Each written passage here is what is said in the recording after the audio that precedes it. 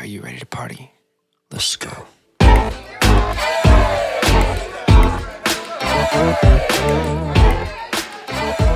All right, Chris Cravatt. You got it. Welcome to the podcast, man. Thank you. Thanks for having me. What's up, dude? Yeah, and thank you so much. Chris brought us a gift. We'll put a picture up of it, but it's, what do you call this board? Lazy Susan. A Lazy Susan. It has our logo burned into it. It's absolutely beautiful. So thank you so much for bringing that for us, man. That's huge. No problem. Dude, and it is durable. Yeah. This is a slab right here. Yeah, that's solid wood, dude. Earthquake, the house will go down, but this will be here forever. So people also know you are the husband of Danielle Baltazar Cravatt. She has come on here as a guest, but she's also one of the main staples for our monthly review. Yep. That's my wife. So, yeah. First off, from the bottom of my heart, from Jordan and Sam, God bless you, bro. Danielle, we love you, but damn, dude. Yeah. I understand that she's got some admirers. Yeah, she's got some from fans. the podcast, and let me just put it out there. I'm doing you guys a favor, all right? I'm doing you guys a favor. No, she's my best friend. I love it, dude. You know, she takes care of me. She keeps the family together. She's the glue to the family. You know what? She's an awesome woman, dude. Yeah, we're all busy and everything. We got our lives, you know, and with work. But me working nights with what I do, she takes care of everything. You know, like I know how to do one thing, and that's work. Right. And I'm thankful that I have her because she takes care of everything. She takes care of my kids. Yeah. All the bills and stuff, you know, and she's great. She's my awesome. best friend. She's a handful at times, but we love her. We fucking love her, bro. She's hilarious. There's no one like her. Super funny. Yeah, there's no one like her, dude. So it's great to have her on the podcast. So Danielle, I know you're listening. You're freaking wild, but we love you. We love you. Having you here. I love you, babe. Yeah, and probably the best like movie knowledge person that I've ever talked to about that. I feel like I'm pretty good in that arena, and she calls me out because I'm not between worthy. Seinfeld and she's on it. And when we first started dating, she would like say stuff like that. Yeah. And I would be like, what? What was that? The fuck are you talking about? And then she's like, you don't watch Seinfeld? I'm like, not really. But now, since we've been together, I'm kind of catching up to her, you know. And now I'm starting to catch the references and everything. But she's awesome. Fuck yeah, man. That's cool. But anyways, moving on. Well, dude, thanks for coming on here too, because I know you worked all last night and you had some stuff you had to do this morning. So we really appreciate you taking time to come out here and talk with us, man. But back to you, my friend. So, dude, let's get right into this, my friend. Right into this. You guys have recently chosen to leave California. Oh, you want to get into that? Okay. Yeah. No, wait, ring that again. I want to. Thank you. Double ring. Because I know a lot of people. You guys are one of the families predominantly, some single friends who've left California. I know you guys have been back and forth right now, but from leaving Cali, seeing your new place, and then coming back, can you see a huge difference from the climate that we're in here in Cali to where you guys moved? Oh, yeah. Yeah, it's night and day. Everybody knows how Cali is right now with everything going on with the COVID and all that. And it's overwhelming, really. Yeah. Like, just everyday life has changed. But then going up there to Idaho, it's like how it used to be, you know, with masks, with everybody's just out and about. They're cool. They're not like, oh, wait, did you just cough? Did you sneeze? Like, get away from me, 6 feet. Right. And especially right now with the Omicron or whatever it's called going on, everybody out here is, and I work in LA right now, I see it like you can't go into a restaurant without a vaccine card. Just everybody's attitude, is different. And going up to Idaho, it's not like that. Yeah. Everybody's just living their life, and they're not worried about catching this stuff. They're just, if we get it, we get it. But we're not going to like handicap ourselves and, not go outside and not do stuff. You know, they're just living their life. And like I was saying earlier, it's hard going to work every day, knowing that I have something waiting for me, like just something that I'm saying is better. Yeah, absolutely. Better for me, better for my kids, everything. With work, everything. It's like I said, it's hard going into work. Like something pisses me off, and I'm just like, I don't even need to be here right now. Like I could leave right now and be totally fine, Yeah. And it's crazy. And even with she deals with the same thing because she deals with like the traffic and everything, with her job, and she gets stressed out about it, because she's got to like rearrange everything with traffic. You can't even want to go out to dinner and you're like, okay, we're going to wait this long to be seated. It's going to take us this long to get there. Okay. Then we have like an hour to like eat real quick. And then with having kids, okay, then we got to go pick them up from the babysitter or whoever's watching them, and it's just, that's not a way to live. You know what I mean? Like I want to be able to like, oh, you want to go out to dinner? Okay, let's go and just go do it, And I feel like you can't do that out here, especially one. It's busy. There's population and everything. It's a rat race out here. But then and that's the other part is like the hustle and bustle. Like I just want to relax and slow down and enjoy life. You know what I mean? We work our asses off and we can't even enjoy what we're doing. It's true. Well, look at the dude. Now, I say this inflation thing. I think it sucks, right? Because most of us here are homeowners, right? It's like, oh, great, you have all this equity, but then there's a lot of me that's like, yeah, but the rest of my family are on a set income. Yeah, they're teachers. How are they going to be able to afford a home down here in Long Beach when like the average asking price now is like $900,000? Yeah, I'm like, what? It's crazy. It's such bullshit. Like our house, we used to live in Chino.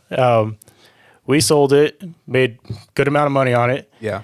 Bought our house up there pretty much for what I bought my house 3 years ago, and it's twice the size. Oh yeah.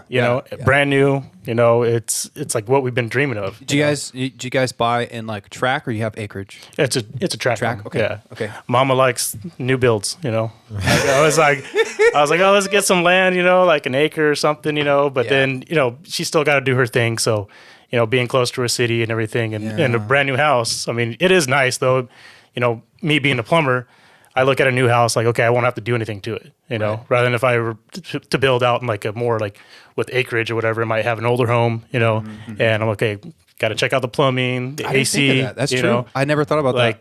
Got to redo some stuff, I mean, you're walking into work.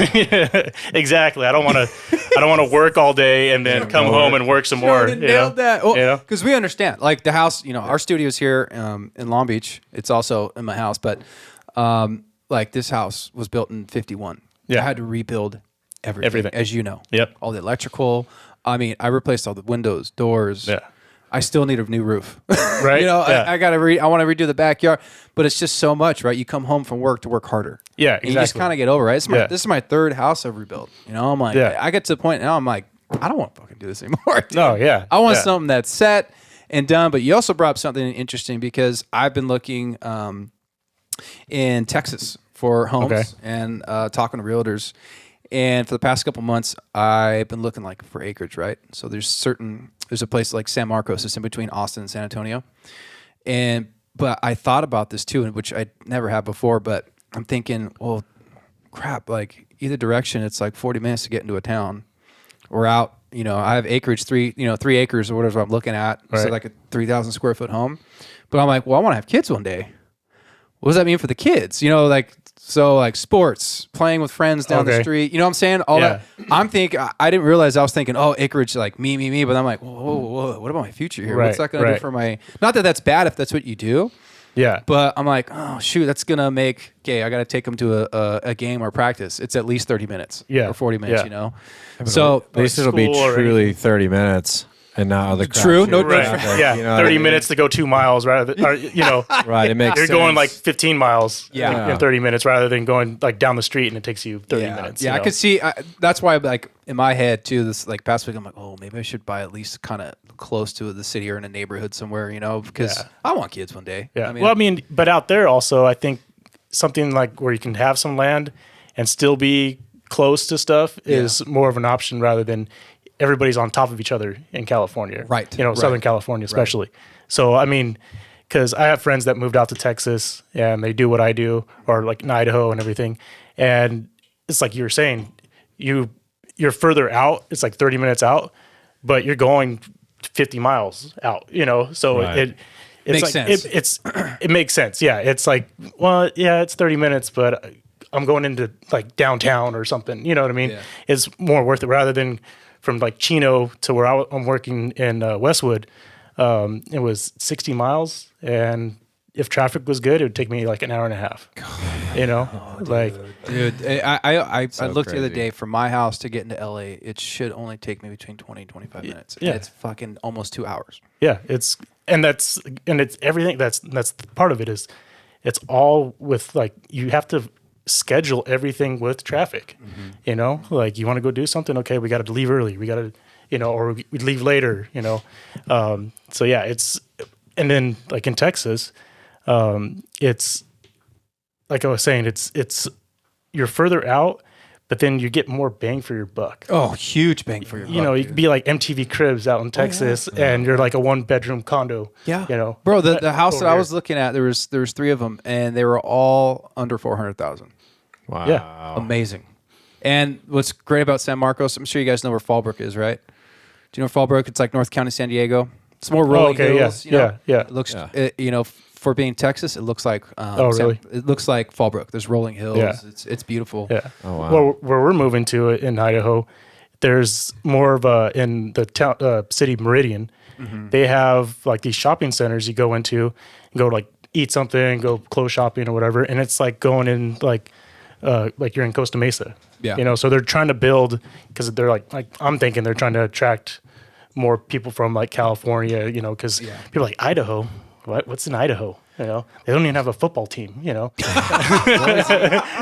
a college team. Their college team is legit. Yeah. But that area specifically in the last probably 6 years has exploded. Oh, yeah. So like the area you're talking about, Meridian, Star, all those spots, they're like super popular destinations, I think, for a lot, especially like in Southern California. Oh yeah. And because I've actually over the years I've been kind of looking, I'm always scanning like housing prices and stuff. Everybody's always looking. Yeah, man. In the last 2 years, I mean, it just shows the influx of people that are coming there, Right. because it's a nice place to live. Yeah. Yeah. Yeah. I mean, I don't know. I always think about the out of state stuff, and the one thing that really keeps me grounded here has always been the beach. Because like that's like my mindset is like I can't be away from water, but then it's like there are lakes and there's things out there, so it's like you can do different kind of water sports, right? Not just like surfing. And whatnot. Well, I think they got a. Texas has 2 wave parks, right? Or is it just one? Texas has one right now, and there's another one that's being. I think they're charting out to build, and they're doing one in like Oceanside too. Yes, I know. Oh, yeah. It's right. They're putting it right where I go skydiving. Oh, okay. right like off the 76. Yep, that 76. strip, the airstrip is over there. Yeah, because I go skydive right there to go jump Oceanside, and they're like, "Oh yeah, right over there. So we're gonna build this new like surf wave park thing." I was like, "What, dude? maybe Can I'll you imagine move the home after that prices though? Oceanside, they're already going up. I was gonna say that's another that's like one of the last I feel like beach kind of cities It's affordable. that was affordable, or honestly, because now it's everywhere. Look, like we're in Idaho. If you go 5 years back, not even 5, maybe 4 years, 3 years ago, the housing price probably half of what it is right now. You know? We have friends that moved up there, like maybe they've been up there 4 or 5 years, and they bought their house. It's like 3-bedroom, 2-bath, like not huge house or whatever, but 200,000. Now it's probably worth like 4 something. Wow. And they just got in at the right time, but and then that's the other thing that's kind of like got us a little worried. I'm not really worried, but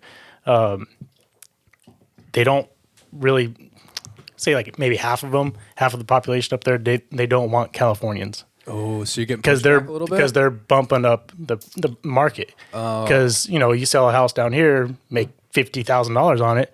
That's more than enough on a down payment at a house up there. Right, It just taxes and everything. So they're like Californians are driving out the locals from being able to it's almost like gentrification, wages and everything. In a way. Yeah. Wow. So it's. Well, have you guys changed your license plates yet? Yeah, that's. I'm like looking into it. I'm like, wait, can we do it through the mail? Like, get up there. Or we're just gonna park our cars in the garage all the time until we switch them over. Yeah, it's. And then I have friends. Man. Yeah, I was when we went up there for New Year's. So we started unloading, and I had to shovel the snow off the driveway. I saw that I'm video, going in bro. there, I'm shoveling it, and there's an older couple just cruising through the neighborhood, and the husband's like, "Hey, is that white stuff new to you?" I was like, "A little bit." And I'm like, "Man, is it that obvious? Like, am I doing this wrong? Like." And then it's funny though, because I was like shoveling it, and I'm like how you see in a movie, just like scoop by scoop, and I'm like, wait a minute. This is soft snow. Like, I could just push it, and just push it off to the side of, because I'm like looking at my neighbor's driveways, like, okay, the pile's like right there next to the side of the, like they didn't like throw it, Yeah. So then I started pushing. I'm like, oh, okay, this is easy, so yeah. And then, Dude. yeah, he knew that, and then I didn't say California, but he's looking at the U-Haul and it says Arizona on it, so he's like, yeah, this kid's probably from Cali, Whatever, but Say getting a workout in, sir. Yeah. You know what I saw the other Get on day with your that it went viral was a guy, he was clearing his driveway of snow with a flamethrower. A neighbor across the street was filming. He was just like, yeah, it was awesome, dude. and it was working. Yeah. Dang. Yeah, it worked. He just melted everything away. Where do you get Maybe I need to look into that. Like, You got to talk to fucking Elon, dude. Oh yeah, that's right. The company he's got. Or just make one, dude. I guess you could. use like one of those like ones that the roofers use, The propane like with the tank. tar. Just use something like that. I've already been looking into stuff like because I'm all into power tools and everything. So I'm like, Heck yeah, dude. do they make a cordless Milwaukee one, or can I get one that runs off a gas one and just do all the neighbors and stuff? But it's not like, it wasn't crazy, because Napa, where we're moving to, it doesn't get like dumped on. You get like little flurries. Like what we ran into is like rare. Okay. Like everybody was like, it's usually not this cold. We usually don't get this much snow in like a short amount of time. It's usually like around January, February, and it's like they'll have a little snow flurry, and then the sun comes out and it's gone by the next day. I'm sure. I wonder if someone was like, "You Californians are bringing in the bad weather." Yeah. Like, bro, we don't bring snow from California, Like, man. what's snow? Yeah, I mean, to me, it's been great living in California, and unfortunately, with everything that's happening in the state, I just don't see me being here forever. I've been actively looking, but I think it would be cool to actually have seasons. It'd be nice to experience that, to have snow in your front yard. The changing of the seasons. We're out here; it's just kind of, and I don't want to sound like we're taking it for granted, but it's pretty much like summer or a mild summer all year round. Yeah. Like in the winter, was it last? It's funny because during the winter here, like January, February, March, whatever, Jordan and I will go surf, and we have shorts and t-shirt and flip flops on. Like, hey, well, we're gonna go surf today, right? We get a thicker wetsuit. It's a little bit. It's definitely fucking colder in winter. Yeah. Yeah. Like, I don't know, Tim. It's pretty chilly out there. It's pretty cold. No, it's. I mean, I'm a Cali kid. I love it out here, and I never thought I'd move. I never thought I'd leave California. Same. And actually, Danielle's the one like visiting her friends up there. She's like, "Oh, you're gonna love it up here because I like to do outdoor stuff, And I'm like, "Yeah, okay." And she's like, "Well, we gotta check it out. Like the market's good and blah blah. We'd be able to get a nice house." And I'm like, "Yeah, okay, whatever." And then I finally went out there and started talking to my friends. And then I had a buddy who moved up there just recently. So, and then just with everything going on out here, I'm like, okay, let's do it. Hell yeah. But I mean, yeah, I like California. It's funny. I have a cousin that he's in Florida now, but he came out, I think I was 22, 23, and it was like February or March. And he said, he's like, let's go do something. I was like, do you want to do all the tourist stuff? You want to go down to Hollywood or whatever? He goes, no, I want to, like, what do you do? Yeah. As a young guy. And I think he might've been 20. And I was like, you snowboard? He goes, yeah, I snowboard.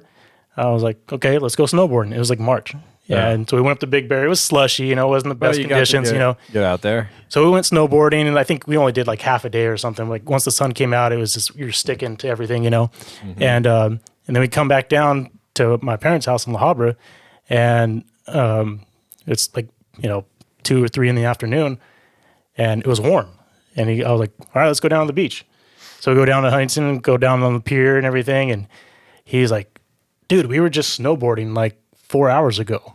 And I'm like, yeah, it's So awesome. It's California, And so that's cool. Like you don't have that anywhere else. No, you very know? unique. Very and then it was hot. I mean, it wasn't hot. It was warm, but like the water was still cold, Yeah. And so it was just like basically the locals in Huntington Beach, And I remember him like, dude, this there's girls everywhere, man. I'm like, this is nothing, man. Like, it's not even summer. Yeah. It's not even summertime right now, you know? I was like, this is all the locals. Like, usually, like, summertime, you barely can see the sand looking from the pier, you know? Oh, and he was, that's what he was tripped out on. He was like, dude, we were just snowboarding. And now we're at the beach and it's warm and sunny and, you know? So, I mean, I'll be missing that, but Four Seasons with my kids, you know, letting them play out in the snow in the morning, you know, going down going tubing, you know, then I can still go snowboarding. We're like 30 minutes away from a lake, so we can plan on getting a boat, you know, and, you know, start taking them skiing or whatever, wakeboarding. And, so it's, I mean, and you can do that stuff here in California, but it's hard to do that and like be by yourself, you know, like go launch a boat and you're waiting in line to launch a boat, you know, so everything's just packed. And I mean, go to Big Bear. And if it starts snowing, it's going to take you 4 hours to get down the mountain. You know what I mean? That's terrible, dude. And it's just, there's just too many people. Just get away, hustle and bustle, just chill. Yeah. Go do stuff and not have to worry about traffic and assholes. It's definitely a different style of living, but dude, financially, our money just goes so much farther and taxes are so much less, dude. And that's kind of driving me too with, is the financials. I'm thinking, dude, it's just easier living outside of here, man. The taxes here crush me. Yeah. Crush me, dude, because I got, you know, even if you're married and have kids, you get some back, but you're still paying a lot. It's not that much. No, it's not enough. I can attest to that. It's not enough, for sure. Yeah. I mean, and as far as like the foreseeable future, I mean, in reality, is things going to change here? No, there's no way. Doesn't look like it. Can't, because it's just more. There's always more. So, I mean, you know, it's like the inflation, that term, seems like it sounds temporary, but my personal belief is that it's not going to be. We've kind of pivoted ourselves into a new plateau of what the new normal is, right? You know, so that goes across just housing prices, the cost of goods, whatever. And the thing that doesn't ever change is that our tax sure doesn't go down. You know, so I would say, like, you know, it is hard in California, you know, to be able to not only just live, but to be able to save and make, you know, these like financial moves, right? Like buying a house. Like the average cost of a house in Orange County has got to be close to $700 now. Oh, at least. And I'm talking like, you know, not in what, let's say, not as desirable areas as some, you know, and then if you want to bump up to that next level, you're looking at over $1 million. Yeah. You know, and even if, let's say they go through and they're like, hey, we're gonna increase the minimum wage to, you know, $20.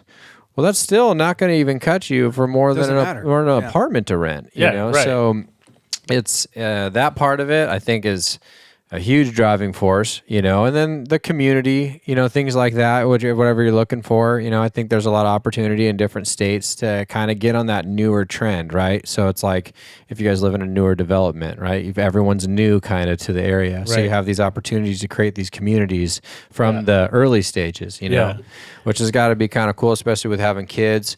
You know what I mean? Like getting them started a little bit early, you know, so they can kind of build those friendships and things moving forward. But yeah, that's what we're like. I want to go there now. I want to move up there. I'm ready. Oh, like, sure, dude. I could transfer halls and, you know, sign the books and, you know, start working. And, but it's my kids. Like my oldest, you know, we're taking him away from his family that he's grown up with, you know, with his grandma and grandpa. And, so that's why we're like going to wait till they finish school, get up there in the summertime, maybe get them into baseball or some kind of sport, and then start doing these outdoor activities so then you can meet other kids, the neighborhood kids, because it seems like just from what we saw, there's a lot of kids in the neighborhood. So I'm thinking young families are moving in there, you know, and so it'll be an easier transition for him, you know, because like I said, he's not really on the same page as us as moving. He's, you know, we're taking him away from his friends, his family, what he's used to, you know. So hopefully that transition will be better. But it's like you were saying, that the taxes and everything, like my buddy who moved up there does the same thing I do. Mm-hmm. He took a pay cut going up there to Idaho, you know. Yeah. But he was telling me he makes like $100 less on a 40-hour check, but his cost of living is cut in half.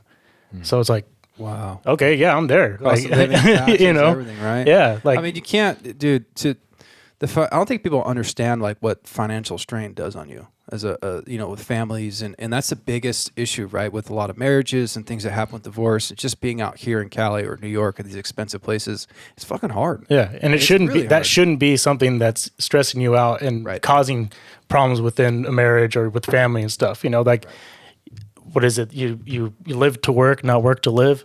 You know, like, and that's how it is out here. Like, okay, you're looking at your bills and stuff. Like, okay, hopefully I get some overtime. You know, or this and that. And it's like that's not a way to live. You know, that's not a way to live. And I would say I have 15 friends who have left the state. Most of them are with families, and you're the 11th person I've talked to, and so far all 11 are super stoked they left. They're like, dude, it's like a weight was lifted off my shoulders. The stress, the rat race of California, the being crammed, people rude, and all of them. They went to Tennessee, Texas, Idaho, one's in Florida, and it's just like, dude, people are just nicer. Things are just more like low key. It's not as fast paced. You just feel so less stressed. Yeah.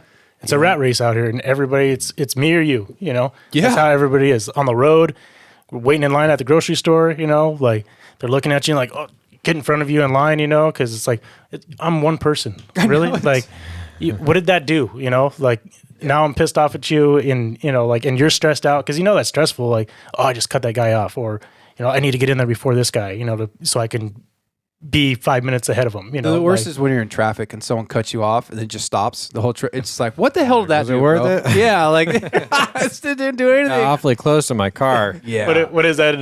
Was that movie Office Space, where the guy's like cutting? He's driving into work and he like cuts over in the lane, and then everybody stops in the lane he was just in. It keeps going. And he's like, "What the hell?" And then goes over, and it's like, I'm on the road a lot and for work, and it's just I don't even bother. Like, you want to get in, go ahead. Seriously, I'm the same way, dude. I'm not cutting you off. I'm not going to, I mean, if I'm in a bad mood and somebody cut me off, I might be a little different. But for the most part, I leave early. I'm going to get there. Like, I'm fine. And that's what I see out here. It's like, if you're late, you're going to be late. There's nothing you're going to be able to do because of traffic out here. Oh, It yeah. just is what it is. If you didn't leave on time, dude, just cruise. Yeah. You're going to be late. I leave for work like 2 hours ahead of time. Damn. And sometimes I get there with 15 minutes to spare, and sometimes I get there with 45 to an hour minutes to spare. Right. You know. Right.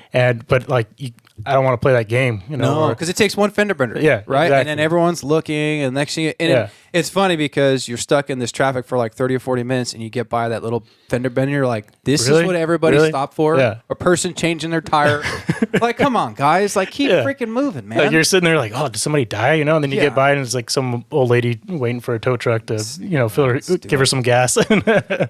Just shows what entertainment value is for people. Sometimes. I mean, you're talking about the hall that you were in. What do your trade work? Are you a plumber by trade? Yes. Okay. Yeah, I'm a union plumber. Union Plumber. Yeah. Yeah. Let's Yeah. hit that union fucking belt. Let's go, baby. All day, son. Yeah. All freaking day. When'd you get into that? Or like how? So because you're doing more commercial stuff now, right? Right. Yeah. I'm not a Roto-Rooter. I don't do a lot But of you residential started stuff. there, right? No. Is that how it works? No. Okay. Actually, how I got into it is Danielle. Hit the bell. God bless you, Danielle. When I met her, I was working in aerospace just as like a shop worker, you know, building parts and stuff. And I had to work 60-hour weeks just to make a decent paycheck. Oh, that's rough, dude. She was talking to her friend whose dad is a superintendent, and I was like, well, it seems like he's willing to work, so maybe would he want to be getting into the trade? And at first I was like, oh, plumbing? Like, I don't want to be, you know, Doing snaking people's toilets shit. and yeah. And then they're like, no, it's union, it's commercial stuff, you know. So you're doing high rises, doing like hospitals, like schools, you know. You're not doing houses. Which is definitely more complicated than just basic plumbing, right? Yes and no. It's because we're doing like new construction, so we're starting with residential. That's a whole nother game because like doing some residential stuff for me, it's harder because since I don't do it a lot. It's all basically the same, but it's not, you know. Yeah. It's the same thing, but just a different craft. Yeah, you got to worry about, okay, do I have to open up this wall? Mm-hmm. Do I need to get underneath the house?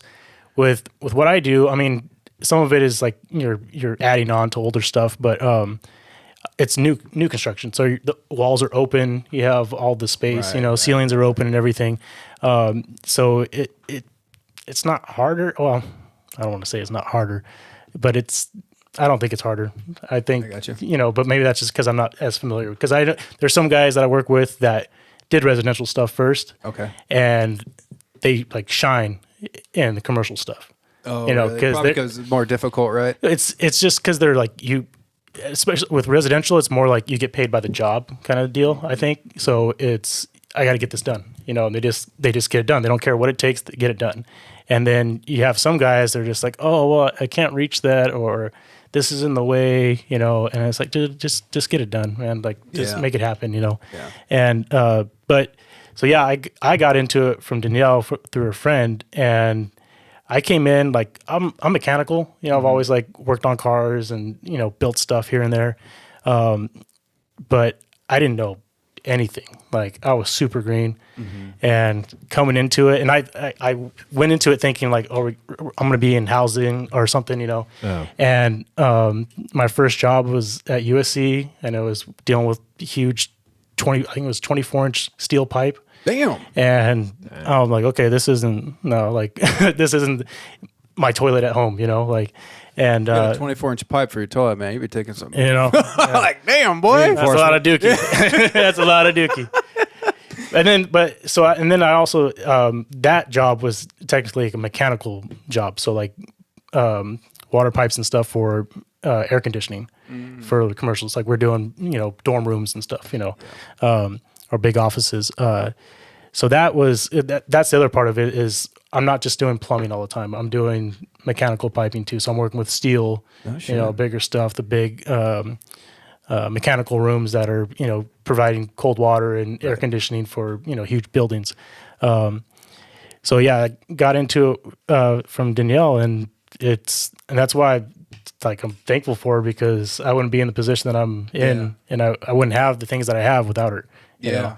And it's just because I was trying to go back a little bit. Yeah. When I was in high school, I was a punk. I didn't care about school. I wanted to, make fast money and party. I'm right there with you, bro. And I think it was all of us, dude. All right. And like school wasn't hard or anything for me, but I just didn't care. Like I saw the direction, huh? I saw the politics, real at an early age, and I just didn't dig it. And so I started going down the wrong path, and kind of had to, figure out what I wanted and who I was, and made some mistakes. And when I met her, I was just coming out of all that, Okay. So then, and when I met her, you guys all know her, she's a bit much, and very forward. Exactly, very blunt, bro. But it was like our first date. We just hit it off, and that's cool because I can listen, I can talk, but she can talk, and but yeah, just but yeah, we just hit it off. We were we're opposites, but that's opposites attract sometimes. Yeah, were you even looking to be with someone at that time, or just kind of happened? I was looking. I mean, she says she's a rare gem.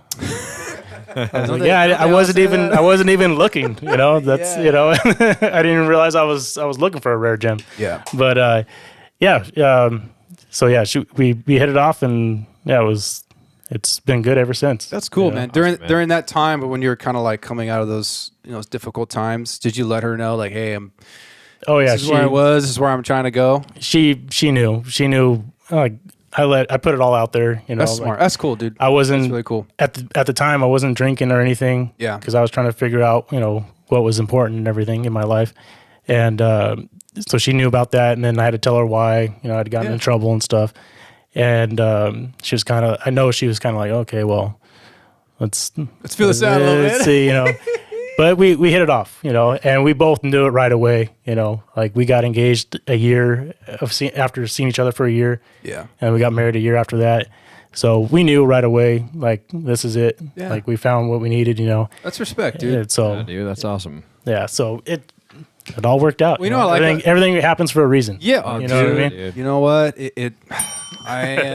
100% agree with you on that. I think everything happens for a reason. Nothing happens by accident, and you know, from the good and the bad, we can learn from our past, right? And one thing I know that I don't know if I've told you this, but I've always respected about you is that you did decide to be with Danielle, and she has a kid, because my dad did that. And during the time my dad did that, he met my mom, which was like late 70s. She already had 2 daughters, full black. Oh, okay. You know, my dad's a Caucasian dude. It was not popular. Dude. Yeah. They got flack. They really did. Oh, yeah. But he didn't. He's like, I love her. She's mine. You know. So to take on someone like that and to do that, that's not saying someone like it's bad, but I know it scares people. I've had friends or conversations with friends like, I don't know if I want to date her. She has a kid. I'm like, who cares? Yeah. What's the problem? You know. So. No. I think it's awesome. You're showing you love her. You love her kid, who's probably like your own son now. You guys, that's my son. That's my son. Yeah. I have so much respect for men and women who do that. I think it's freaking awesome because you're bringing a family back together. You know. Yeah. And it's you won't know the impact on that kid's life that you're going to have being a father figure. Even though I'm sure he has his dad in his life, but you know what I'm saying? Yeah. Yeah. It's a good thing, dude. Yeah. It's when we first started seeing each other. She's very, she's a mama bear. Like she didn't just, the second date, like, here's my son, she was like, I got to make sure you're a good influence. I'm sure it's got to be father figure. Yeah. For her, I mean, I would say any female, how do you kind of figure that out? When's the right time for them to introduce them to your kid, Yeah. And it was time for me to introduce her to my parents. Yeah. So I gave them a heads up, I've been seeing this girl, blah, blah, blah, blah, and she's got a kid. Yeah. And they're like, my mom was kind of like, whatever, but my dad was like, oh, you sure, you want to be dealing with, baby daddy issues and stuff, and I'm like, I don't care. Because I look at it like this, if that was me, would my parents want a girl judging me because I have a kid? You know what I mean? They know who I am and how I am. Yeah. Sure. They don't want what's best for me. So they wouldn't want me, or another girl looking at me like, oh, I'm not going to date him because he's got a kid, Yeah. So I broke it down for him like that. It doesn't matter. I like her, So, and that's my son. Dude, my dad my son. went through the same fucking thing, bro. And this is not to talk shit in my family, but they were not stoked on it at all, from what I understand. I mean, the family's all meshed and good now, but again, during that time, especially that time, the late 70s, that shit was still, and it's sad to think it was still like that. It's like, how far have we got? Yeah. We're so far past that, at least my thought, Yeah. And my parents love her now, Yeah. And and then with our family, and they love my stepson. He's not my stepson, he's my son. They see that she's good for me. They say, okay, this is what he needed, Yeah. So then they have respect for her. Yeah, because I guess you call it blended family, right? Mm. I mean, it's okay to have that. And I think it's, unfortunately, I have seen where people can't do it because they can't put their feelings aside, whether, with their exes and all this. But when you do see a family like, hey, divorce is okay. It happens. That's a part of humanity and life. People and things just don't work out. But, a family unit and the kids shouldn't suffer. Put your feelings aside. You're talking about the future of your children, how it's going to shape them, their emotions, their thinking, So it's, have a blended family. It's okay. Yeah. I mean, and it's not so uncommon nowadays. No. Oh, God, no. I mean. Dude, listen, bro. The biggest epidemic we have in this country is divorce. Yeah. I'm going to tell you right now. If you look at the stats, it is incredibly high. Yeah. Okay? Yeah. And I'm not wishing out on anybody. Been through it. I think with your family, with your marriage, if you can make it work, make it work. Work on it. Fight for your love. Fight for your family. But if it's over, it's okay. Right. Yeah. And I think what a unique opportunity it is too, right? Because when you make the decision to not only be with that person and then having a child with it, you are in a real opportunistic position to help impact that kid's life, For sure. Because I mean, not just the transition of being in a relationship with somebody, but just now you're taking on that father role, and all the complications that could potentially come from that, but to be able to overcome that and look at it in a positive manner, dude, I think that takes a very unique person, but I think that that's awesome because there are, men and women out there that are willing to do that, and they don't not that you obviously you understand your impact on your family, but I mean like the long term, right? Is that creating that stability, creating that extra influence, even if the biological family member's involved, but you're just an extra set of eyes on that. Right. And I think that's really cool, man. Like, you know, I mean, life is crazy and you make with it what you will, but when you find the right people or the right person to be with, and if that's how it comes along, it's like, what a better scenario to be able to not only help the one person that that you love and with their family becoming your own, you know? Right. Yeah. That's really cool, man. Yeah. Like we said, everything happens for a reason. I mean, I was like growing up, like I had some buddies, like, you know, we had kids, and I was like that uncle that had like the best, not the best gift. I won't say I had the best gifts, but You could say it, dude. there was Like, a couple I brought the times. best gift. There was a couple of times where I gave the gift, and the kids were stoked on it, you know. Right, right. And then I was also that guy that would like play with the kids, you know. Yeah. Like I remember my best friend when his daughter was born. She was probably 1. She's just talking gibberish, you know, baby talk, and I'm sitting there, I have her on my lap, and she's like, oh, I'm like, oh yeah, oh yeah, you don't say, oh yeah, that's cool. Oh no, she didn't, she did. Oh, I think they're just like having a and conversation. his wife was like recording me, like and I was sitting there for like 10 minutes, like we just going back and forth. So what I'm getting at is like I kind of knew like I wanted to be a dad, and that was like exciting to me to do that. But at the same time, where I was at the time, I was like, I'm not there yet, you know, like, and I didn't realize how much I wanted to be a dad until I met Danielle and met my son, and we just same thing with him. Like we always joked about it. It was like if we ever did split up, I'd be more heartbroken about leaving him than Danielle, you know.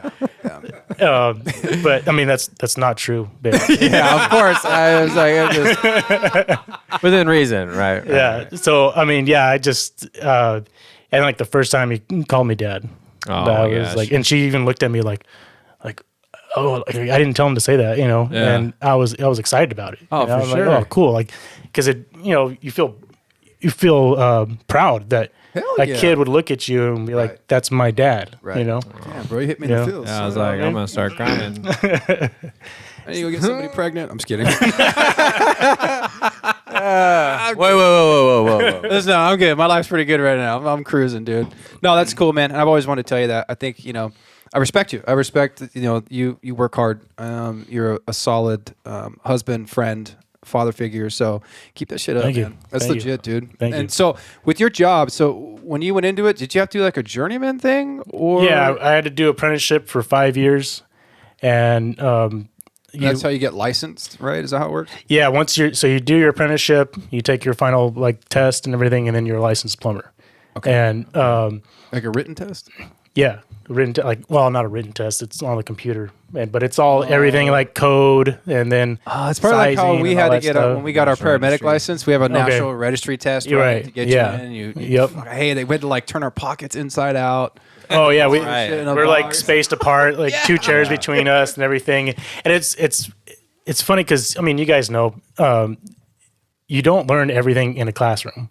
No. Like I would say at least 75-80% of the stuff you learn out in the field, hands on. 100%, dude. And I mean, me being like more mechanical than like book smart, that's what I needed, you know. Yeah.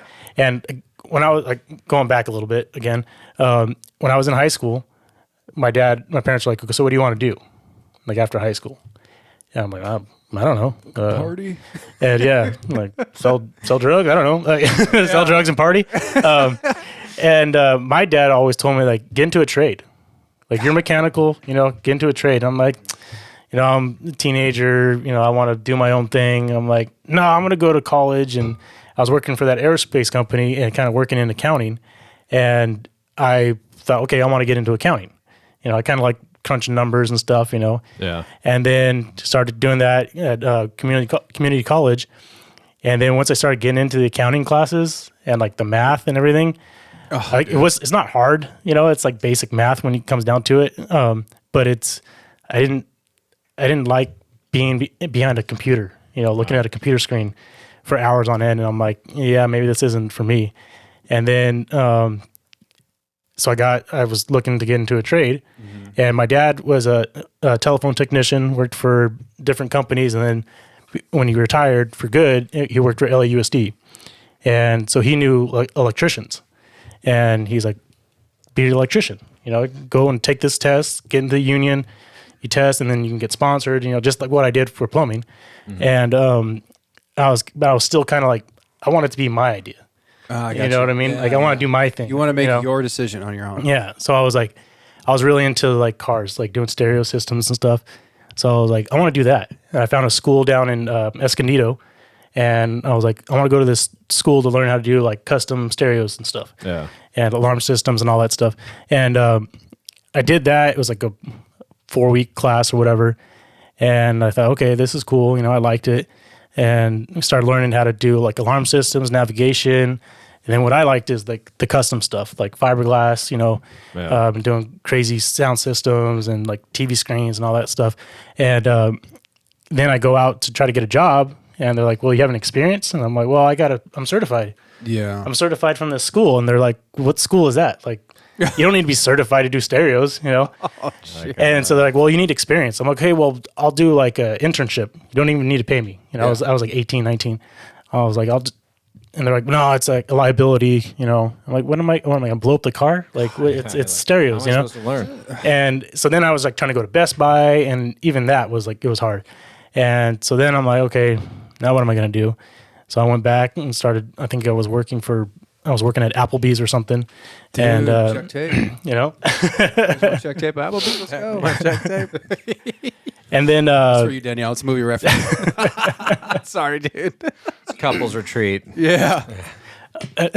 That's the only movie reference I got, dude. I was gonna say I don't think I've heard you drop a movie reference. Yeah, I was like, I was kind of thrown off a little bit. I was like, I don't remember. I felt like I need to brush up and do better because Danielle fucking hammers me on that. She'll say stuff and it goes right over my head. I'm like, what? She's like, that was Nicolas Cage. I'm like, I'm sorry, God. But yeah, and then I was like, okay, now I'm going back to doing my thing. And then I tried to go, and it's the for the electricians. I went and took the test. Yeah. And I passed the mechanical and everything, but I think some of the math I wasn't, because math, like if you don't do it, you forget about it. Oh, and this was a couple of years after high school, so I was like, and then I didn't go in there. I didn't study or anything. My dad like got me the book from his buddies. He's like, here, just read this book and you'll pass the test and everything. You'll get in. And I just, like I said, I was a punk. I just want to do my own thing, party. And so then I didn't get into being an electrician. I'm glad I didn't, because I work with some like electricians, and yeah. Yeah, I said it. Yeah. And yeah, so then I just kept doing the aerospace stuff, and but my dad, he was right. He was like, get into a trade. You're mechanical. You're not gonna. He told me, he's like, you're not gonna want to sit in a desk. No. Look, you're mechanical. You like to, and then like him doing what he did, he went to different spots. He went to different schools and stuff, and doing his thing. And he's like, you're gonna like that. You're gonna like, you're using your brain more, because everything is. The job is the same, but it's different. You're in a different spot, Right. And he's like, if you're sitting behind a desk just crunching the same numbers over and over again, because you're going to hate it. I couldn't do it either. And Jordan has said this a lot on here, and I agree with him. People, I don't want to say shit on the trades, but we don't talk about it enough to high schoolers or people in their 20s, anyone trying to find a job. Trade jobs will always be needed. Oh, yeah. You're always going to need a plumber. You're always going to need an electrician, woodwork, whatever it may be. I mean, you're always going to need it. But for some reason, our society, it's like they don't talk about it, because if you don't have a degree or you don't, have this, right? And I'm not crapping on anybody who has a bachelor's, master's. Jordan's about to get his bachelor's. I'm working on my master's. Sam's well-educated. He's got a bachelor's and a master's. But I can't tell you. Yeah, master's too, Sam? Yeah, he's an educated son of a gun, dude. Calm down, dude. Calm down. He's also single, everybody. Just saying. But dude, it's like I have multiple friends who are highly educated, and they have a shit ton of debt.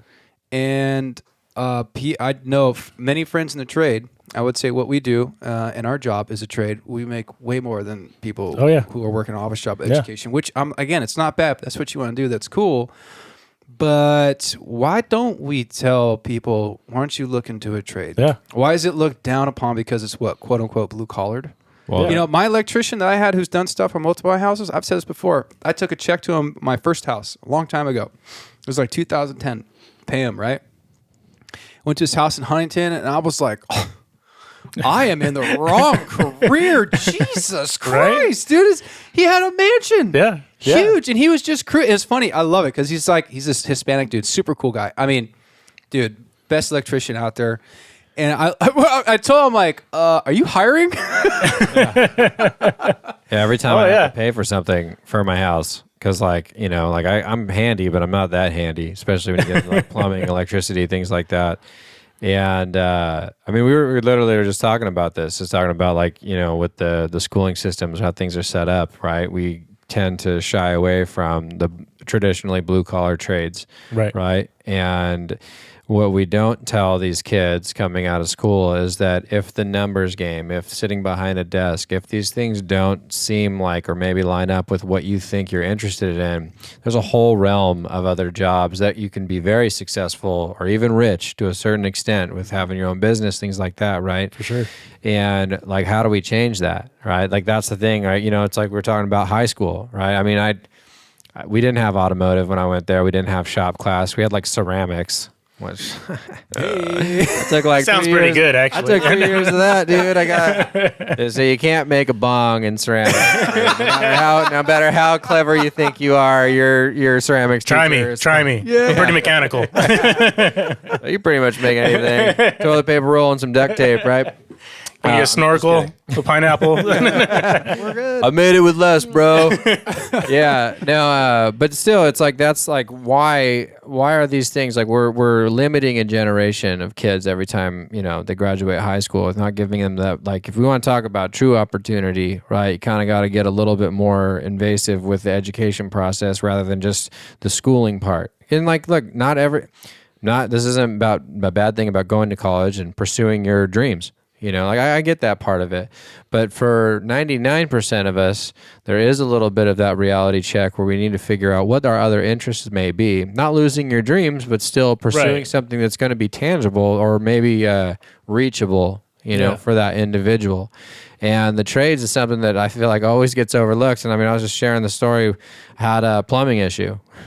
Should have called you, but no, you wouldn't deal with this residential, because I also have a 1950s style house that needs a lot of work. But you know, it's like the guy was in and out of there in 20 minutes. Oh yeah, made $300 in 20 minutes. I was just doing some marginal calculating. I was like, your hourly rate is insane, right? You know, and I'm like, how busy are you guys? He's like, I got 15 appointments today. Wow. Right. Yeah. And I'm like thinking to myself, I'm like, dang, dude, you know, not that I would change where I'm at, but that, you know, like, that kind of opportunity is there. And I feel like if you stepped into a classroom right now and you said, you know, hey, how many kids want to be plumbers? How many kids want to be electricians? How many want to construction, tile workers, you know, landscaping?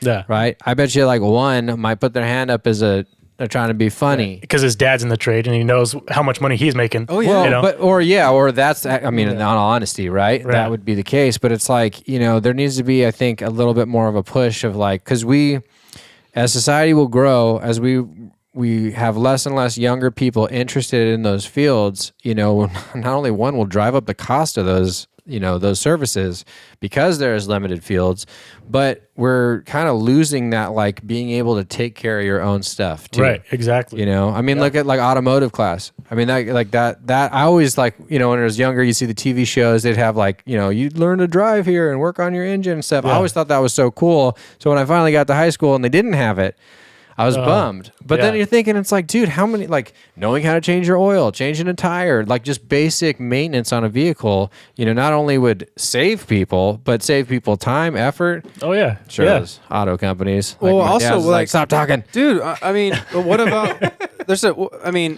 Some people balk about home ec, right? Females. I'm like, dude, how about we bring home ec back, but it's for everybody. Teach them just the basics on how to take care of yourself. Cooking for yourself. You know what I'm saying? You know how many people I know that don't know how to fucking cook? All they do is eat out. I'm like, wait, what? Bro, I took 3 years of home ec. Really? Yeah, because it was guaranteed a breakfast burrito every day. Every day. And like they would buy the supplies because there was always eggs and bacon, and you just had to bring in tortillas. And dude, I was slinging breakfast burritos at first break every day, dude. $5 a piece. That was inflated at the time. Jordan's got the flat top outside the hallway. Oh, yeah. $2, guys. $2. Hey, what's up, dude? You look hungry, bro. $2. Here you go. All right. That's how I made my date money, dude. Sam, when we went to school, we didn't have home ec, right? Oh, we didn't have shit, bro. We didn't have any of that. Oh, really? We didn't have any of that. Yeah. None of it, dude. I just feel like all that stuff's being lost. And my thought is like, why? These are basic, simple things we need to teach our, the upcoming generation because it's all being lost. Everything, again, this is, I'm not shitting on school because I'm going to school right now. I finished up my master's. But everything's put so much on a degree and so much on schooling. And then when they're done, people are just like, okay, well, I should be, the top of the top CEO. It's like, no, you still need to start somewhere. And I had a friend who wanted to get into the fire service. He's like, I don't know, early 30s. And I told him, hey, this is what you have to do. This is what I did, right? Boom, boom, boom, boom, boom. It's a lot of work. It's a lot of sacrifice, a lot of time, a lot of training, volunteering, all this other stuff. And he just goes, oh, it's a lot of work. I have a poli-sci degree. And I was like, Okay. all right. And I'll just call him, we'll just call him David, right? I'm like, Dave, I know you worked hard for that, but no one gives a shit. Like if you want to be in this career field, this is what you're going to have to do. Yes, that'll pay off for you later. Give you a raise, it'll help you promote, whatever. But sorry, man, like that doesn't matter. You got to start at the bottom, just like all of us, dude. Yep. And then his last thing was, it's too much work. I'll do something else. I'm like, Oh, yeah. Yeah. bro. No, when you first get into the trade, you're like a first-year apprentice or a pre-apprentice. You're essentially cheap, because you're not getting paid as much as like a journeyman or a third-year apprentice or a fourth-year apprentice. They call you like greenhorn or new guy or something? No, they give you shit for like what tools you have. Yeah, like when you don't know how to But dude, dig. I think that's so good though. I think that's so good. That's how you learn. Yeah. And when I started everything, I got shit, right? You're the new guy, young, you don't know anything. You're like, oh, okay. Yeah, and if you can't take it, that's the grooming of it. Yes. You're gonna get made fun of. Yeah. You're gonna get shit all the time. Right. You're gonna have the worst job. You're gonna be digging the trench. You're gonna be grabbing the tools, picking up the pipe. And you're picking up pipe, and they're like yelling at you, like, "Hurry the fuck up!" Right. And if you can't cut it, you're like, "Oh, this isn't. It's too hard." Right. Okay, we don't want you. That's being lost, though. Because when it comes down to where we're in an emergency, we need to get something done, and you're like, "Oh, this is hard," or you can't take direction or something, because like attitude is everything. Absolutely. We don't want you, really. And you could see it. Guys who've been doing it for years, they could see it in an instant. Right. Like that kid's not going to make it. And like when I started, I was doing the shit jobs. I was working with assholes. And so now they're like some of my best friends. Right. They're going to test you though. Oh yeah. They're going to test you, see if you can hack it. And if it bothers you, they're going to hit you even harder. God, dude, it's just these Don't blue show collar you're weak. Yeah, these it's like that in the fire service. These I always say it, they're blue collar jobs, dude. But getting that razzing, I think it's so important. Oh, yeah. Because nowadays you do that, everyone's, I'm going to sue you. Right. That's racism. That's sexism. That's now again, racism and sexism. If it does happen, it should be spoken up quick. Right. But people are using key words and phrases because they don't want to be talked to that way, or why are they messing with? How come I got to do the shit work? It's like, dude, we all had to do it. Yeah, we all had to do it. And my thing is too, like if they're giving you a hard time, they like you. Exactly. They want you to succeed, so they're trying to teach you. Yep. Okay, this is not like being in school or protected by your family. This is how. No, this is real life. Yeah. This is working with people, Yeah. and I think it makes you well-rounded as a person because you work with all types of people. I think in your career field, the ones that we chose, bro, you have people who are Christians, Buddhists, maybe Satanists, I don't know, or they're atheists. Who cares, right? It is what it is, but you learn to deal with different personalities and Right. different people. And I think that sets you up for success in life because that's reality. You have to Yeah. learn to deal with people. And I think right now people are losing how to deal with people. They're stuck on their phones.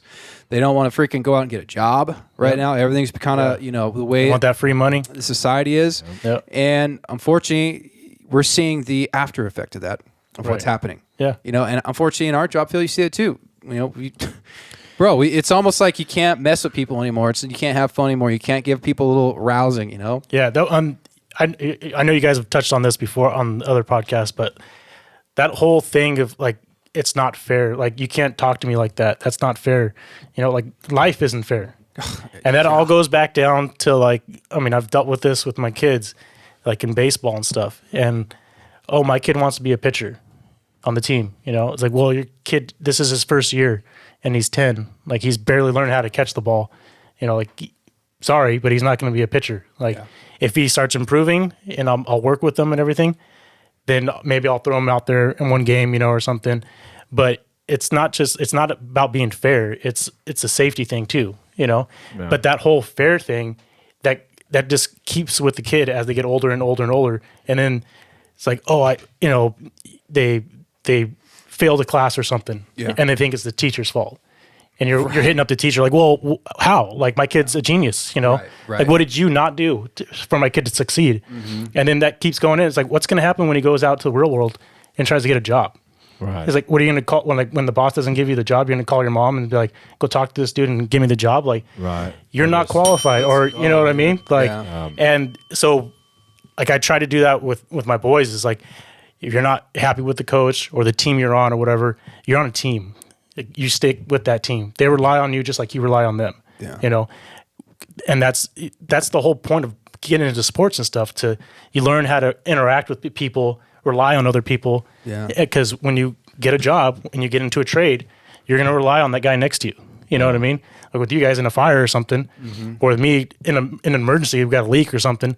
I'm going to rely on the guy that's next to me to help me out so we can get this done. You know, get the water back on this house or this building. You know, and like you're saying, we're losing that. You know, because it's all like, we got to be fair. You know, like same with the sports again. Like I noticed when my kids in Little League, we can't give game balls. You can't give game balls. Well, because it's not fair. You're going to hurt the other kid's feelings because he didn't get a game ball. Well, you know what? Then the other kids need to start fucking practicing more. Stop throwing it over the backstop and hit first base, you know, and then he'll get And when I coached my kids' team a couple times, and I would let the parents know, like, if your kid if this is his first year, he's probably going to be out in the outfield. He might have to sit every so often, you know. Right. But I'm going to work with him. I'm going to take extra time with him because I want him to learn. And as he improves, then I'll put him on second base. You know, right. If he starts able to throw straight and, you know, he can catch and everything, then I might throw him in as a pitcher. Mm. You know, but like I'm not going to do it because you think it's unfair. Right. You know, because like I said, it's a safety thing. If this kid is a pitcher and he throws the ball and the kid hits it right back at him and hits him in the head or something, now he doesn't want to play baseball at all. Right. You know what I mean? Now you're really handicapping the kid. Well, it's one of those things, right? We talk. It's like you got to start somewhere. You can't put them right at pitcher or, you know, first, second, third base if they've never played before, right? You're going to hurt them, right? I talked about this in the last podcast, right? It's like if I become a firefighter, okay, I passed probation, I should be the chief right now. The entire fire department will crumble. Right. Right. Just like if I got hired some Fortune 500 business, right? Well, I want to be the CEO. I would bankrupt that fucking business, or it would just crumble. You have to have building blocks, and people think because I got this degree that I should be the CEO. Right. And it's like you still have to build. You still have to buld from there. You have no experience, dude. Like that degree. Like for me, like so I work with welders sometimes, and you get your certification for welding, and you practice at school. You go into a booth and you start welding on pipe or whatever, and you can get a certification. Right. That doesn't mean you can go out in the field and get into these fucked up spots and put perfect welds in pipe. You know, being in a booth with everything perfect for you is not the same as being out in the field. That's where you really learn how to be a good welder, is out in the field in those tight spots. Experience. You know, in a time crunch. You know, spitting truth on here, man. Yeah. Well, like all the things you guys are talking about. I mean, that at the end of the day, that's going to be the hardest thing I think societal wise moving forward, because you touched on so many different things, right? So we talk about accountability. We talk about people having just hurt feelings in general, which doesn't necessarily mean that there aren't mean people or mean things happen, which I completely agree with not being okay. right? But when you start to form everything in this incredibly soft bubble, what ends up happening is it trickles down in every direction, right?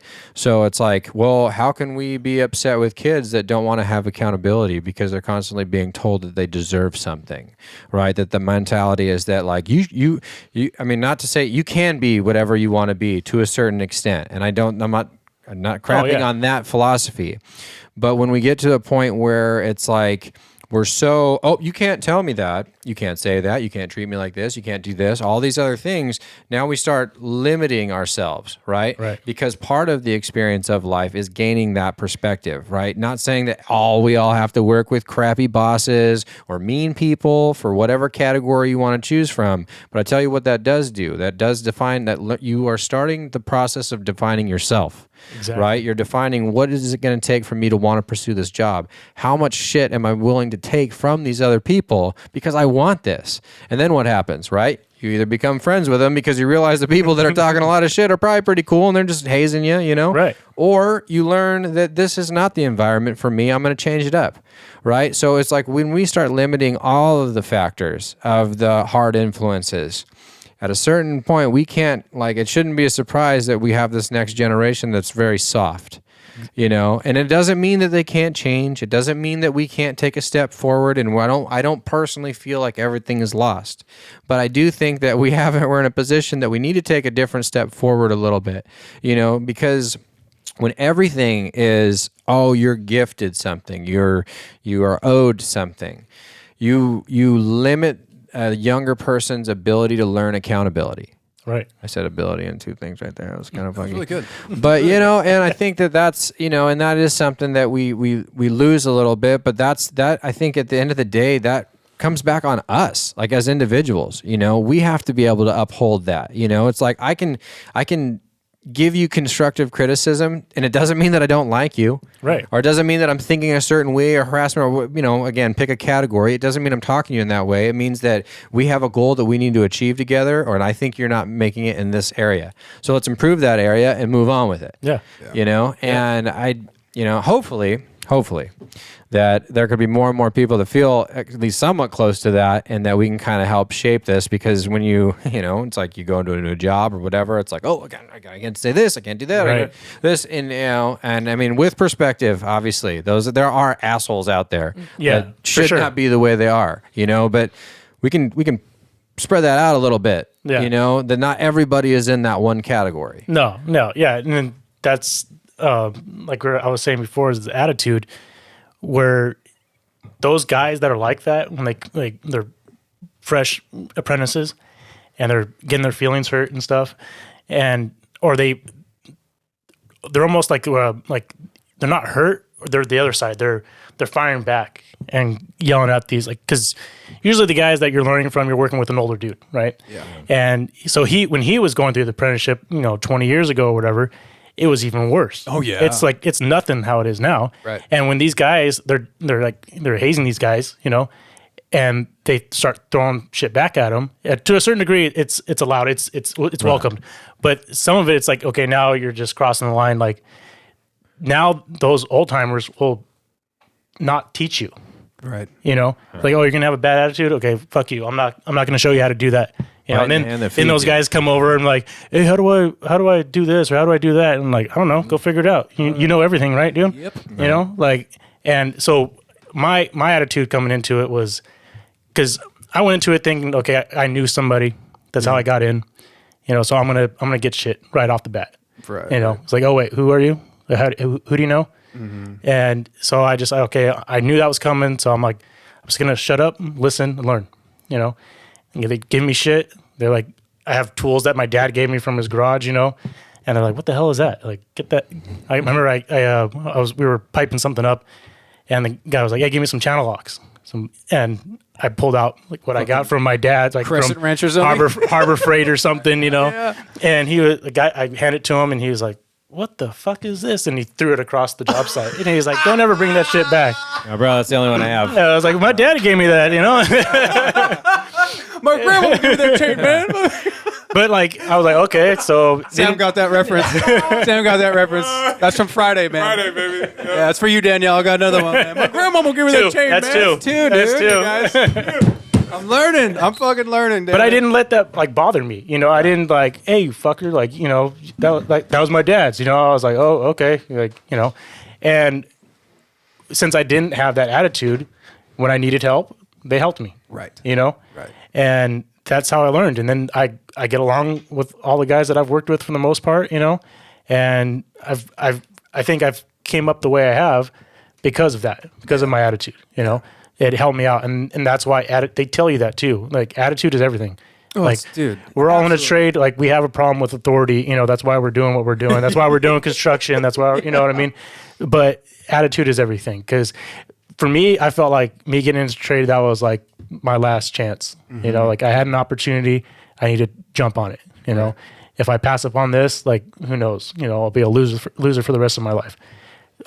But some guys, especially like young guys, because I came in kind of at an older age, you know, in my late 20s. I like I said, it was like my last chance.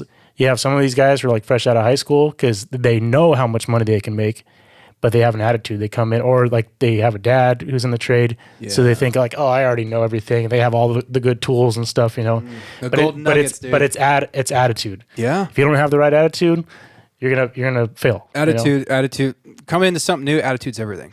Yeah. Like you said, in any job that I've been in the career I'm in, when you're a rookie or whatever it may be, I'm telling you, it's the first thing you look at all the time. What's his attitude like? Is he moldable? Does he listen? Right. You know, it's like, just keep your mouth shut and everything will be fine. Yeah. You'll eventually be that person teaching somebody, but you're starting at the beginning just like the rest of us do. It just freaking is what it is, man. Because we got guys that come in and like, you know, like we were saying earlier, they think like, okay, I'm in, so I should be like piping stuff up. And why am I sweeping or why am I digging? You know, like I'm not learning how to pipe stuff up if I'm digging, but then they can't dig or they can't sweep.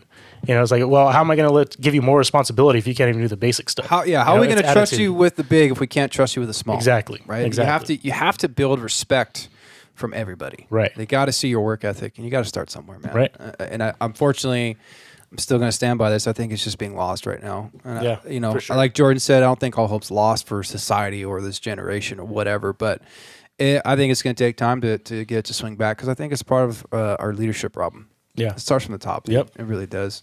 With your job though, you're able to transfer like that because I know in the career field that Jordan and I are in, we can't do that. We have to start like over, reapply, retest, all that stuff. No, I can transfer. Like I'm going to start with a new company. You know, so what I have to do, kind of break it down, is I have to transfer halls. I have to talk to my hall and be like, hey, I'm moving up here. You know, I want to transfer to this one. And then talk to that hall up there in Idaho. And then I have to pay travel dues. So like my local is, we're like Riverside area, you know, whatever. Working in like Orange County or LA County, I have to pay travel dues because my hall is not in LA County or Orange County. I see. So it's the same thing when I go out of state. I have to travel I'll be a traveling plumber, I guess you could say. Okay.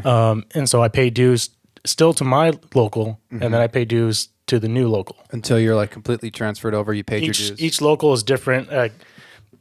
You have to do it. You have to travel for for me. I think they told me 3 months, and then they're like, okay, wherever I'm at, there's still some details I got to figure out, but then I can officially transfer to that local, and I don't have to pay the travel dues or whatever. Okay. And then I'm set. You know, like now I'm one of their guys. You know, but I won't be starting I won't be an apprentice again. I'll still be a journeyman because I could still, if I can plumb so when we learn code, it's nationwide.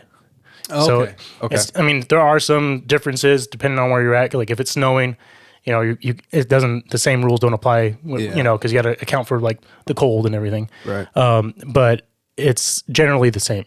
You know, and but I'll just learn that stuff as I'm up there. You know, and my attitude will take me further. Start over, yeah. Absolutely. Yeah, so I can transfer. I can, you know, I'll take a pay cut, but I'm still a journeyman. Yeah. You know, I won't be a foreman because you know, I mean, I guess I could tell them I'm a foreman and see if they got any positions that open. Right. But I would want to go back to a journeyman anyways, just kind of pay my dues, because I'll be a new guy, I'll be a Cali guy.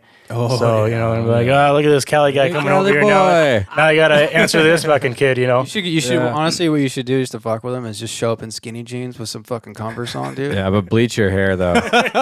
Bleach the tips, puka shells on. Bleach the tips. Really trip them out. What's up, bros? What's up, bro? Laying some pipe. You know what? It's cool that I love that you guys are stepping out and doing that for your family, man. And as you can see, it's a big trend everywhere. Oh, yeah. San Francisco, New York, Chicago is definitely one of them. Here, LA. People are starting to realize, we can still have opportunity and have a better life for not just ourselves, but our kids if we just leave these cities and do something else. Yeah. It's kind of changing, I would say it's changing kind of the map of how people, like America, right? You see, like there's a lot of people, let's say it's the first time in history, right? We've lost what do you call it? Is it a house vote or something like that in California because so many people are leaving? Oh, yeah, like a seat got removed. A seat got removed. Oh, okay. Yeah, you can't even get a U-Haul out here, from what I understand. Yeah, no, you can't. It's difficult to get a U-Haul to move. Yeah, that's a $500 transfer fee if you're going one way. Yeah, right? Yep. Yeah, it's crazy. And it's like when we were just moving our stuff from storage, I was like, I need utility dolly, a furniture dolly. And the lady's, okay, hold on, let me see what I got. Be $2,000? Yeah. And she was like, she pulled out like brand new dollies. And I'm like, oh, cool. I get some new ones. She goes, yeah, these are hard to come by because everybody's leaving. It's one way. We're not getting stuff back. Yeah. And she told me, like, I think every day she has somebody coming in to get something and they're leaving out of state. I think good. Wow. Good, man. I hope I hope everyone who's decided to make that decision finds an easier, better life. Absolutely. Honestly, man, if you got to do that for your kids and you're taking a risk to do it, but more power to you, man. Yeah. I mean, it's freaking awesome. I think it'll be rough, but in the long run, it'll be the better choice, So, I mean, like I said, I got buddies who did the same thing and they all love it. They all love it. Hell yeah. Like my buddy who worked for the same company that I did, he's up there and he loves it. He loves it. He doesn't regret anything. He's like, it's just, like I've said, it's easier way of life. Well, I'll tell you what, Cali, the government here, they have no one to blame but themselves, dude. Yep. I mean, look, all the major car companies are gone. Tesla's taken off. You thinking those are some big tax revenue businesses. Oh, yeah. Who's that going to fall on? Tesla? Oh, come on. Like, yeah, that's so much money they're losing out on. Dude. All of them, Nissan, Toyota, they've all bailed to Texas, dude. Yeah. It's And crazy. who are they taking that on?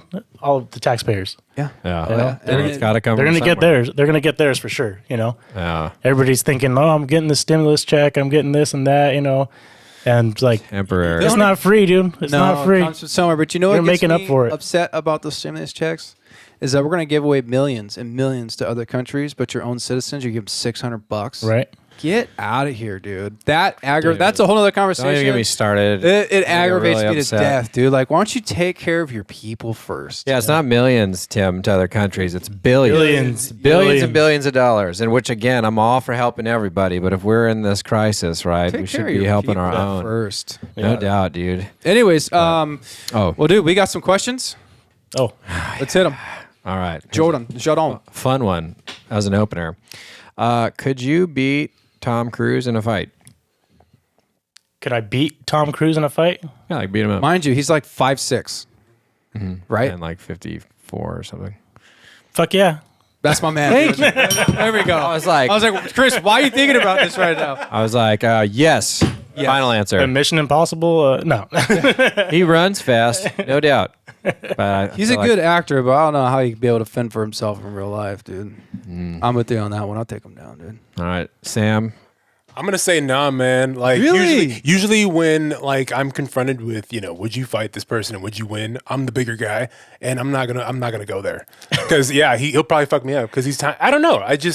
Because he's going to finish that sentence. Yeah. Why? Yeah, because he's tiny. Yeah, he's tiny. But dude, think of. Can I just answer for you, Sam? He's an A-list. Yeah, you will. Well, hear me out, though. He's an A-list actor, right? He's been huge for most of his life. How many real fights do you think he's gotten into? But it's Zero, true, Tim. True. How many real fights? At the same time, though, he's been in those situations where he's had to act out. And look, He's probably got the training, right? he's a dope ass actor, right? So how would he be in real life? Okay, so Last Samurai, he could probably throw up some good blocks. Mate, Right? He's like, and he's quick. And he's Mission Impossible. he's fast, he's nimble. Right. All I'm saying is you just need to get a hold of him. And and then it's over. Yeah. You know, I'm not saying that I want to hurt Tom Cruise by any means, but to answer the question fairly, I'm beating his ass. Well, can you Age, imagine? age plays a big factor, I think. I don't know. He's a Scientologist, dude. Yeah, that's true. Yeah, but that's I was true. gonna say, you got me there. really you like got a me there. 30-year-old. He's like 30-year-old. Have you guys seen Going Clear, the documentary? Oh yeah. I would imagine if any of us were getting in a fight with Tom Cruise, they would harass us for the rest of our life. Wow, dude. Oh, yeah, yeah. of Come course. on, I mean, dude. the ramifications are he's not like- worth the engagement. He's for like sure. their god, bro. He is Number I'm 2, telling- right? Yeah, dude. By Yeah. the way, where's Miscavige at? Where's David Miscavige, everybody? I haven't heard about that guy in a long time. That's all I'm saying. You know what they are doing? Making money. Oh, well, dude, yeah. they're set up like a church, buying a bunch of property. Come on, dude. Oh yeah. For all you Scientologists out there, you fucking weirdos. Come and get me, goddammit. And they say we're weird. Yeah, like, whatever. All right, second question. If you can pick any sidekick, who would it be?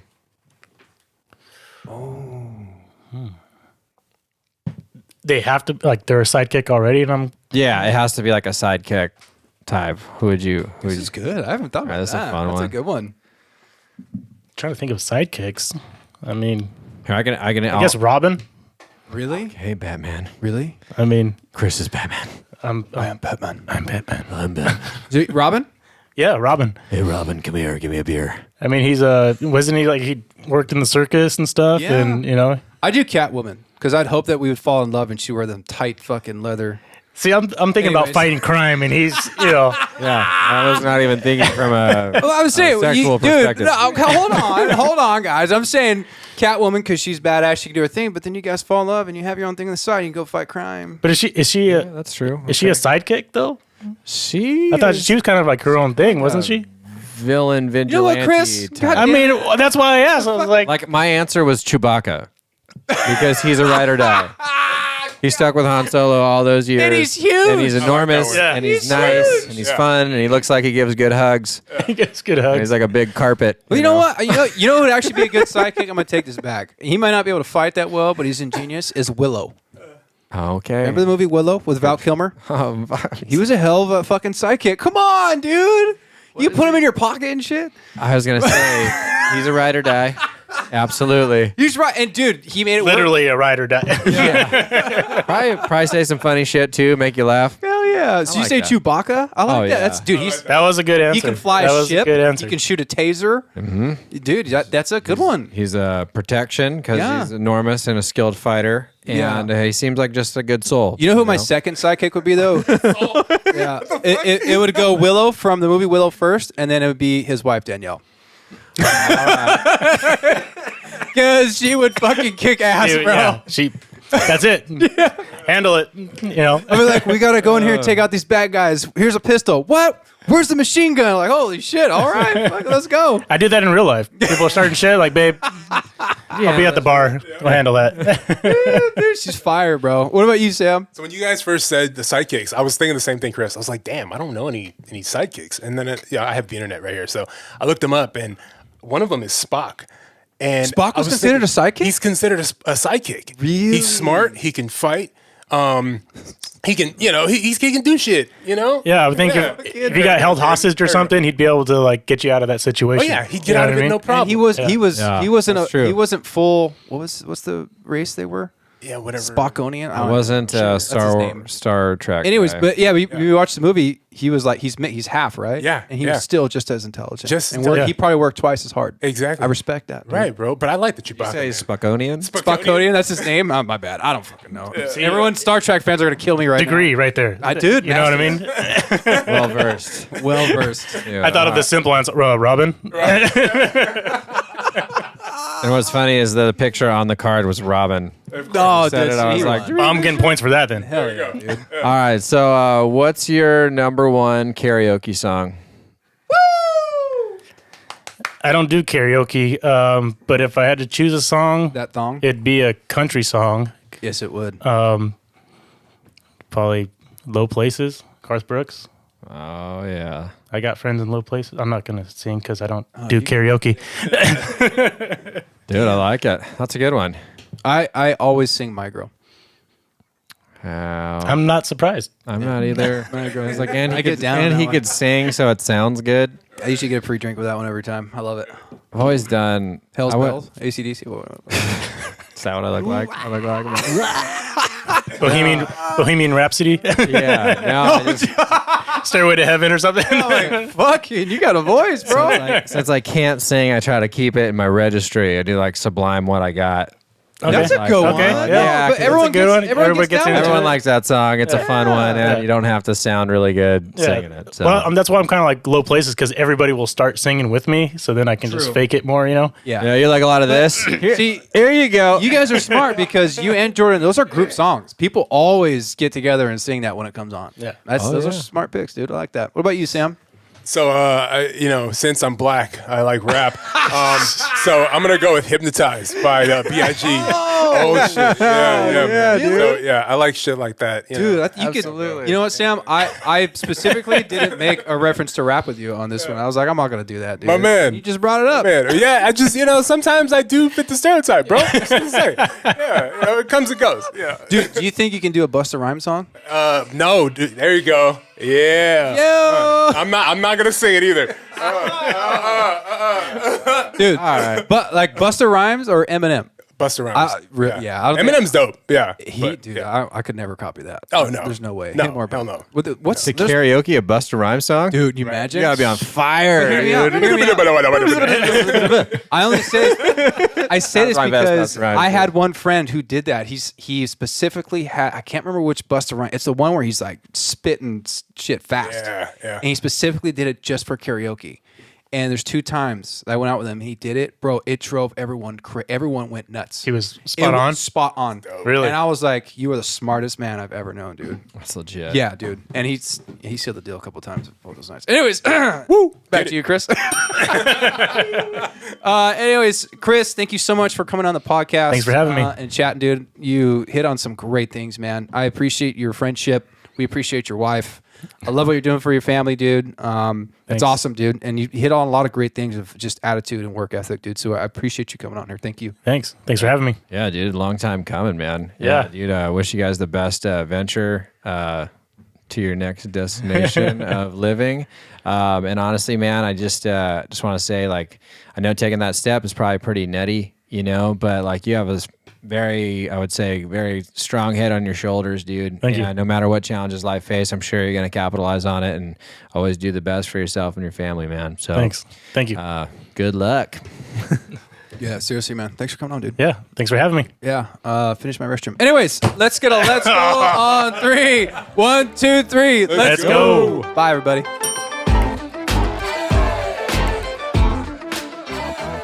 And that's it. Thank you for listening in, everybody. I'd like to thank our sound engineer who makes this podcast happen and makes us sound very good, Stephen Clark.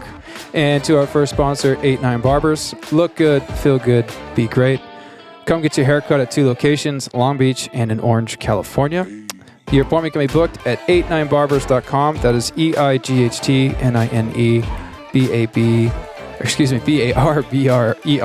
89barbers.com. Again, look good, feel good, be great. Check it out. It's my barber. He is the man. Thanks, everybody. Bye.